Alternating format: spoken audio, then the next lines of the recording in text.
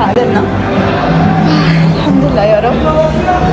ألف مبروك لكل السوريين ولكل شعبي وبلدي، وهارد لك لقطر. I think لسه في جيمات رح يلعبوها قطر إن شاء الله، هيك توفيق. وبس رايحين على المطار، تخيلوا دغري.